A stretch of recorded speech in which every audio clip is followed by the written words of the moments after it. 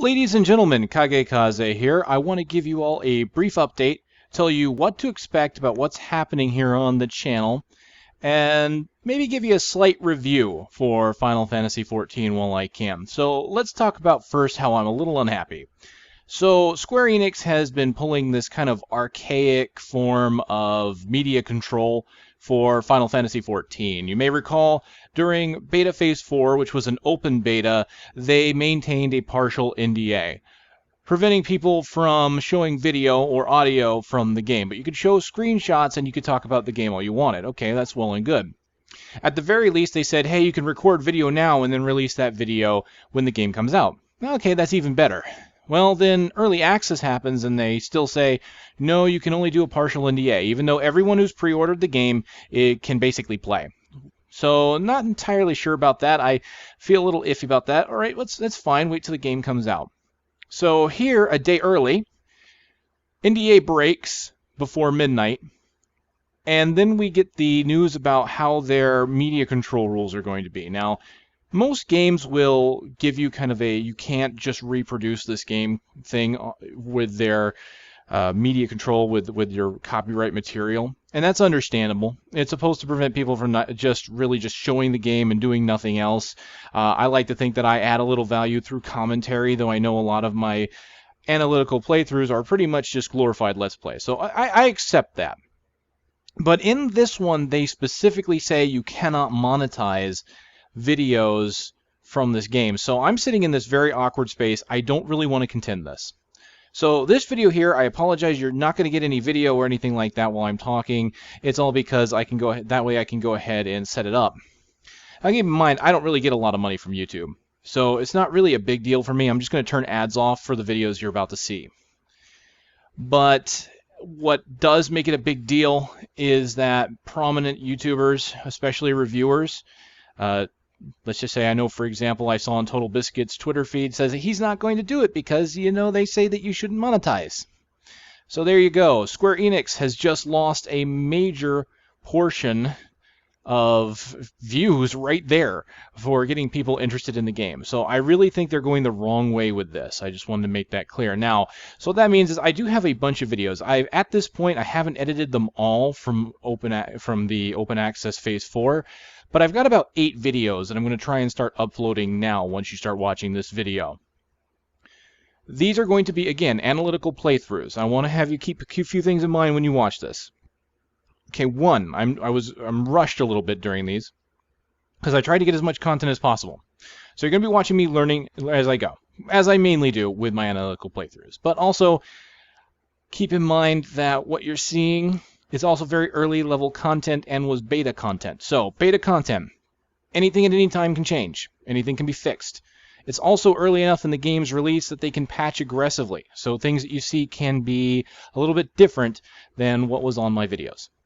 And again, this is early level content. My videos playthrough is going to go up to around level 16, up to around the point where you get your airship. And you're able to travel the world, and the world opens up. And that's where I stopped, and I'm not going to do any more of the playthrough from there. I'm going to try and make more value-added content, so maybe I'll do guides on dungeons or maybe even classes. We'll see how that pans out. I really want to make something that's going to be useful and something I can justify saying, this is my content, so that I might be able to get a little bit of money to help with the bills. We'll see how that goes. But for the most part, everything as far as the playthrough is concerned is going to have ads turned off, so it shouldn't be a problem. But I want you to keep that in mind. Keep everything in an open mind, because what you're seeing, again, early content in this game, Final Fantasy. So let me give you kind of a slight review. I like this game. I had fun with it. It is a hot button MMO, but it adds some features from action MMOs that we've seen in the likes of, say, Neverwinter or Guild Wars. You'll see damage circles and tells, massive tells, and you have to move in and out of those abilities to perform effectively. The gameplay is deliberately made a little bit slower. You have a 2.5 second global cooldown in this game. It means the game is a little more tactical. When you're watching my videos, if you decide to watch my video of my playthrough, you may notice I'm using about 2 or 3 abilities predominantly. It's true. Things don't really get better until you open up things down the line and when you start doing instances. Now, just because I was using the same two abilities for the most part doesn't mean it wasn't interesting, because some of my abilities for the character I play, Lancer, require positioning. So when I played in a group, it was a lot more fun because I had abilities where I have to use some behind and some from the flank. So I have to either be at the side or the back, and I have to keep moving to keep my rotation maximum. It was surprisingly fun. This is, again, I didn't think I would go for this kind of game, because I thought I was done with hot button MMOs because I was enjoying action MMOs, but then I realized, I can like both. So this kind of game, Final Fantasy, WoW, Rift, whatever games like this, I think have a spot alongside the action MMOs, and I don't think one has to replace the other.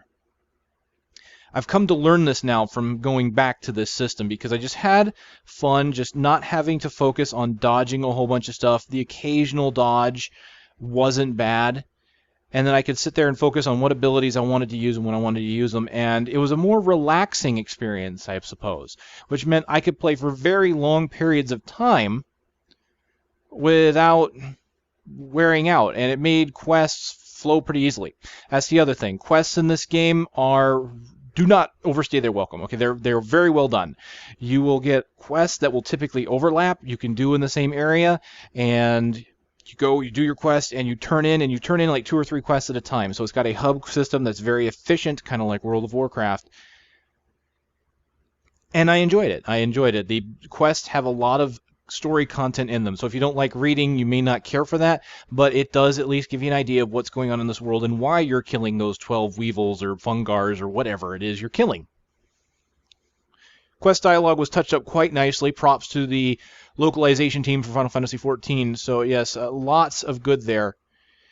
And again, they never overstayed their welcome. You kill maybe 3 or 4 creatures at a time, sometimes 6. And then you're off to the next quest. So you're always moving, and you're always going into slightly deeper locations in the zone you're in.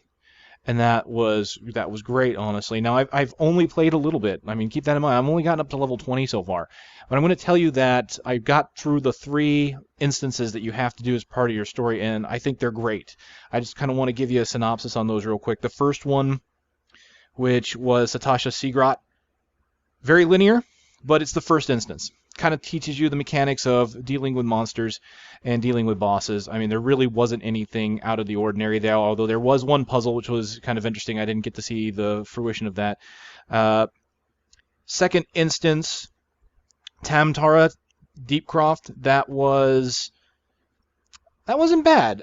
It started throwing in different mechanics near the end. Like the final boss was different, and he would become immune to damage when he summoned minions, and you had to kill the minions. So they started throwing in raid-type mechanics at you at that last boss, and that was only the second instance. And after that, I go into the final instance of Copperbell Mines, and then everything changes. You've got 2 bosses that have unique mechanics. You've got a slime boss that you have to lure into the self-destructibility of bombs in order to damage it. And then you've got another boss at the end that summons adds, and these adds try to break boulders to get more adds to flood you. Or at least that's what it appeared they did. We didn't let them get that far. But there are more mechanics going in, and that's only the third instance, and I was rather surprised. Now, they were not hard at all, but keep in mind that dungeons will have hard modes attached to them later. So I was kind of impressed with that. So that's pretty much the bulk of it. I wanted to at least give you guys some kind of review here now that I've gone through the game, played it up to level 20, of what I think, and I really do think it's a good game. I really do. You have to want to play a hot button MMO, though. It does have that hybrid feature of dodging things and whatnot. You don't have a dodge mechanic. You just have to walk out of the circle. But for the most part, it's really good. And I'm just breaking the tip of this iceberg, getting into the first few layers. This game is notorious. You'll start off with one kind of mechanic, and you will do this mechanic for a while, and then another part of the mechanic will open up, and then another, and it stages it and stages it. So you've got a lot of stuff that's supposed to teach you. Veterans may not like this, but newbies will find themselves kind of coaxed into the way things are supposed to be. And I think it wore on me a little bit at first, but I understand why they do it, and I still ended up having fun anyway, so I don't think it's too big of a deal. So the game just is keeping my interest. I'm looking forward to going through further, and who knows, maybe I'll have updated impressions as I get to the end. Let me just give you an example of how this game likes to layer itself. I'll use crafting as an example. You start off with just being able to make the item.